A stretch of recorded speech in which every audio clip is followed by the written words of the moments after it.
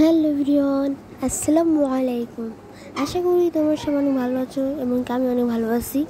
আজ বিকালে তোমাদের মধ্যে শেয়ার করছি কীভাবে আমার বেবিদের জন্য আমি কি করি এবং আমার অ্যালোভেরা গাছের টিপসটা কী দিই আমি অ্যালোভেরা গাছের ভিতরে। তো গাইস চলো দেখানো যাক। প্রথমে আমার বেবিরা কিছুক্ষণ কান্না করছিল, যেহেতু বিকাল ঘুমাতে ওঠা পরে সেটা একটু ড্রাগন ফলটা কেটে দিচ্ছি। আছে কিন্তু আমার ছোটো বেবি তো বেশিটা খেতে চায় না, আমি একটাই কেটে দিয়েছি। তো গাইস চলো এখন বেবিকে দিয়ে আসবো। দিয়ে আসার পরে তারপর আমি এই একটা প্লেট নেবো। প্লেটে আমি এরকম সাইজের একটা আলু নিচ্ছি, আলুটাকে সুন্দর একটু কেটে নেবে। তো গাইস কাটতে থাকি, তখন পর্যন্ত তোমরা দেখতে থাকো। আর এর আগের ব্লগে আমি যে ড্রাগনটা দেখাচ্ছি, সেই ড্রাগনটা কিন্তু আমাদের নিজস্ব গাছে অনেক ভালো, আমাদের গাছটা অনেক ভালো হয়েছে।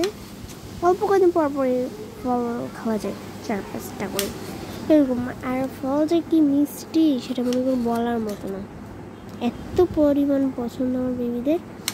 তো সেহেতু এটা কেটে দিলে দেখা যাচ্ছে ওরা বেশিটা মিষ্টি থেকে ওরা খেতে চায় না, তারপর মনে করে ওদেরকে দিতে হবে। তো গাইস আমি আলুটা সুন্দর করে কাটছি।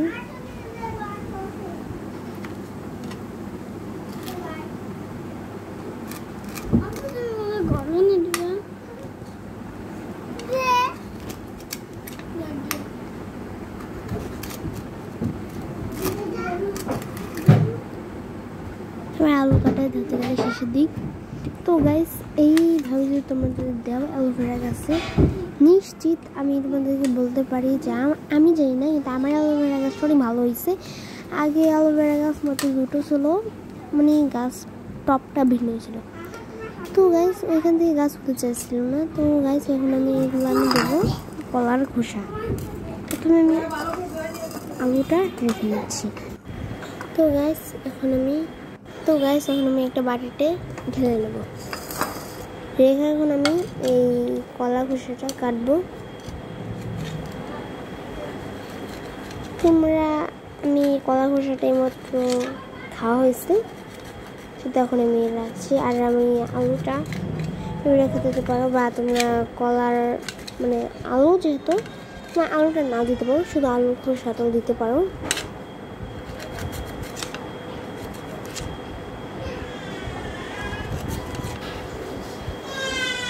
তো গাছ আমার এগুলো কাটা শেষের দিক। তো গাছ আমি কিন্তু এগুলো দুটো দেবো।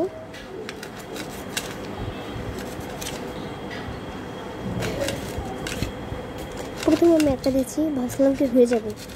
তো গাইস পরে দেখলাম যে আর একটা লাগে, সেটা আমি পরে একটা দিচ্ছি, এরকম করে রাখছি। আর উপর থেকে আমি এই খোসাটা কিন্তু দেবে না।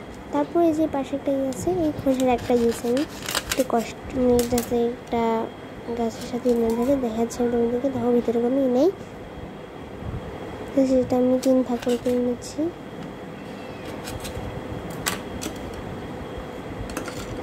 এখন আমি বাটিটা ঢেলে নেব।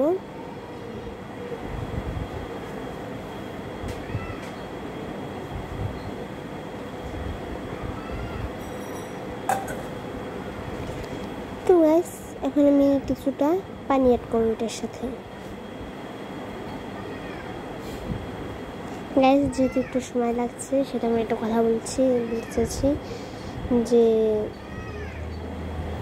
আমার এই ব্লগটা যদি তোমাদের অনেক ভালো লেগে থাকে, তাহলে তোমরা প্লিজ একটা লাইক, একটা কমেন্ট, একটা শেয়ার করে দিও। আর আমার অন্য ব্লগে দেখো একটু তোমরা প্লিজ। তো গাছ আমার পানিটা দিয়ে একটুক্ষণ রেখে দেবে।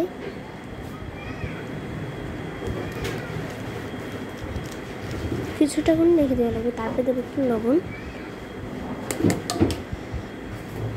তারপরে আমি অ্যাড করবো এটার সাথে কিছুটা হলুদের গুঁড়িটা 1 চামচ দেবে, সব কিছুই 1 চামচ দেবে। বা তোমার এটা যদি বেশি হয়ে থাকে তাহলে তোমরা 2 চামচ 3 চামচ দিতে পারো, ওটার পরিমাণ অনুযায়ী। যেহেতু আমরা এটা অল্প, সেটা আমি 1 চামচ অ্যাড করছি। তো গাইস এখন আমি এটা একটু পানি দিয়ে সুন্দর করে ভালো করে মিক্স করবো। সুন্দর করে মিক্স করবো। এটার সাথে আমি দেখাচ্ছি, দেখো লবণের দানা, লবণটা কিন্তু একটু হয়ে যাচ্ছে, মিক্স হয়ে গেছে। আমি সুন্দর করে মিক্স করবো দ্রুত করে,